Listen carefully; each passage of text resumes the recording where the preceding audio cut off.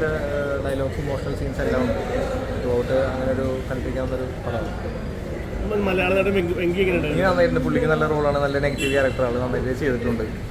പുള്ളിക്ക് നല്ലൊരു ബ്രേക്ക് ആയിരിക്കും. പുള്ളിയുടെ ഒരു ക്യാരക്ടർ ശരിക്കും ചേട്ടനുണ്ടായിരുന്നു. അതെ അതെ അതെ, നല്ലൊരു ക്യാരക്ടറാണ് പുള്ളി ചെയ്തിട്ടുള്ളത്. പുള്ളിക്ക് ത്രൂഔട്ട് ആ റോളും ആ ഒരു ക്യാരക്ടർ നന്നായി മെയിൻറ്റെയിൻ ചെയ്ത് അങ്ങനെ നന്നായി ചെയ്തിട്ടുണ്ട്. അനിരുദ്ധിന്റെ BGM അത് ആസ് യൂഷ്വൽ നമ്മൾ ആ BGM ഓൾറെഡി കേട്ട് നമുക്ക് വിജയ് ദേവർക്കൊണ്ടയുടെ ഒരു വെറൈറ്റി മൂവി, ആക്ഷൻ സീക്വൻസ് ഒക്കെ ഉള്ള. പിന്നെ എനിക്ക് ഹൈലൈറ്റ് ആയിട്ട് തോന്നിയിരിക്കുന്നത് ബാക്ക്ഗ്രൗണ്ട് മ്യൂസിക്കാണ്. നമ്മളത് ഓൾറെഡി കേട്ടേക്കുന്നത്.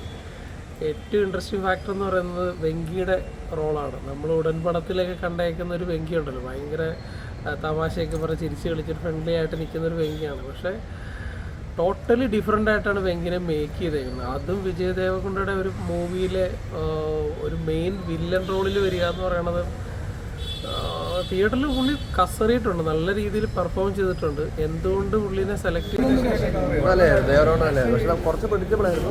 പക്ഷെ പിന്നെ ആയതുകൊണ്ട് പറഞ്ഞപ്പോൾ ദേവരകൊണ്ടയുടെ ഒരു ഇതുണ്ട്, ഒരു ഓറ, അത് നൈസാണ്.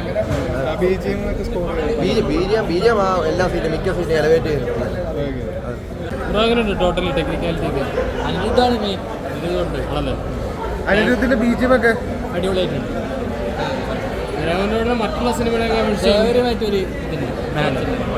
ദേവരുടെ ഒരു കഥയായിട്ട് ഇനി ഒരു അടുത്തൊരു പാർട്ട് പ്രതീക്ഷിക്കാവും. പാർട്ടായിട്ടാണ് ഇതിന് എൻഡിങ് അങ്ങനെ വന്നത്, അറിയില്ല.